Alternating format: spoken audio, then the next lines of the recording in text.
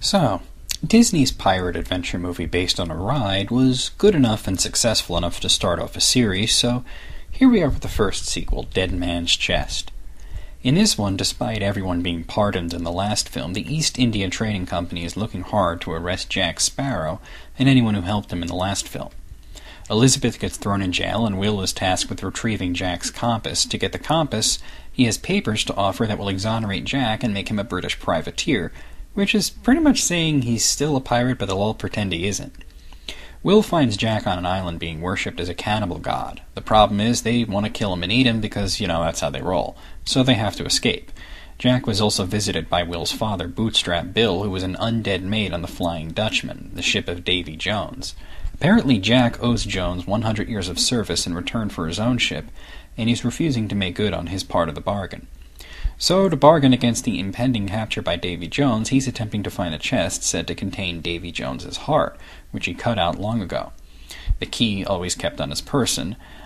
A lot of this is explained by a new character, Tia Dalma, an Obi priestess who apparently is the one who gave Jack his compass, which points to whatever he wants the most. The plot continues to get more complex.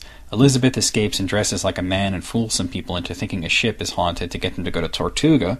Will steals the key to the chest after Davy Jones captures him and tells him he has to produce 99 souls in 3 days or become a member of the crew. Commodore Norrington winds up getting the exoneration papers and the heart, but giving Davy Jones the chest, which is empty, and in the end Davy Jones has his pet, a Kraken, attack the Black Pearl, and Elizabeth purposefully leaves Jack behind as bait so they can escape, and he gets eaten.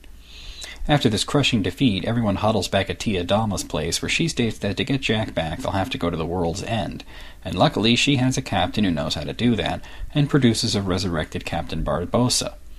So, while it's obvious to all that this is an ongoing series that will go on as long as it continues to be profitable, Disney made it very clear from the get-go that the first 3 films do comprise a trilogy with an enclosed 3-part story. This being said, it's clear that they were heavily inspired by Star Wars, as the first is the establishing film that can stand on its own in case they never get to make sequels. The last is the big salvo in which the big bad is defeated, and the middle is the darker one that ends with a bit of a downer, with the heroes defeated, and in this case Jack Sparrow apparently having died. The issue? While I like this film, it's no Empire Strikes Back. For the most part, it isn't really a darker chapter, it just has Jack getting swallowed by a Kraken, to which he still cracks one last wisecrack before going down to Davy Jones's locker. That being said, this is every bit the swashbuckling adventure that the first one was. It's just way more over the top with a more complex plot, and now that the Jack Sparrow character has been such a huge hit, it seems that everyone was on the same page and knew what sort of movie they were making. It no longer seems that, for example, Bloom and Knightley are in a more straightforward adventure film and Depp is the only one being bizarre. Now they've all embraced the strange humor that made the first film work.